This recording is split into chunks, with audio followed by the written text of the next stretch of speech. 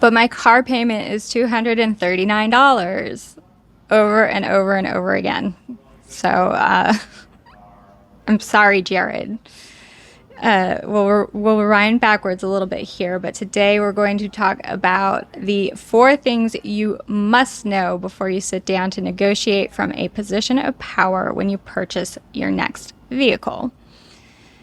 Circling back though, just to provide a framework of empathy, total understanding, is back when I bought my Mazda 3, and this was many years ago and many cars ago, far before I was in the business, I decided to drop in on a whim to the local Mazda dealership. I'd been building one online every day, looking at it, building it online again, looking at it. You know, I brought my girlfriend Nicole. She and I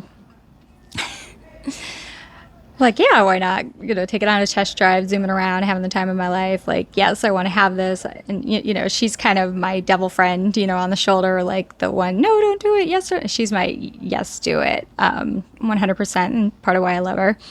So we pull back in after the test drive, and the Jared, the salesman, is like, do you want to buy the car? And I'm like, well, I mean, yeah, I totally do.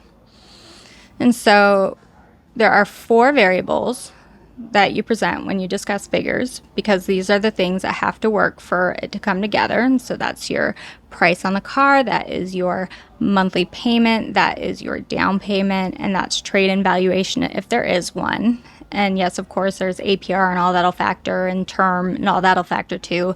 But it's essentially fleshing out those 4 things, right? And so Jared's like, you know, here's your this, here's your that, here's your this, here's your that. And it's the payment is $427, and I'm looking at him completely perplexed, because I'm just, you know, I for some inexplicable reason, I'm like, but my car payment is $239, because of the Toyota Corolla that I was going to be trading in at the time. That's how much the car payment was. And he's like kind of looking at me like, well, but you're on a more expensive car. And, you know, I'm countering, but my car payment is $239. And he's like, well, did you put money down last time? Well, yes, but my car...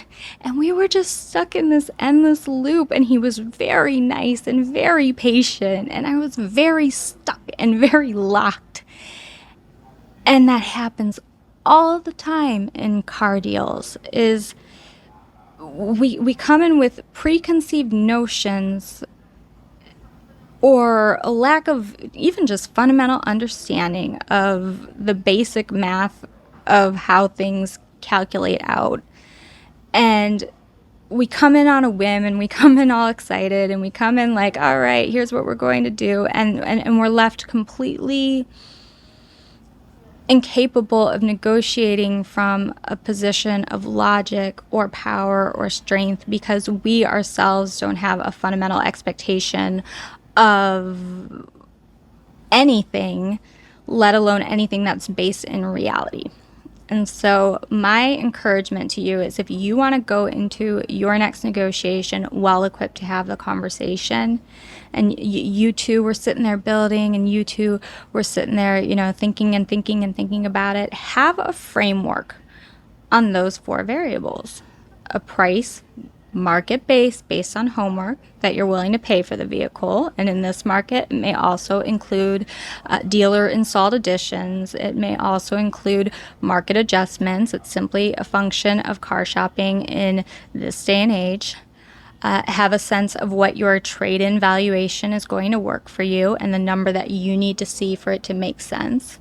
Know what you can afford to bring all the way top end monthly payment wise and down payment wise, to have all of those things come together so you can communicate what you want and what you need out of your next purchase.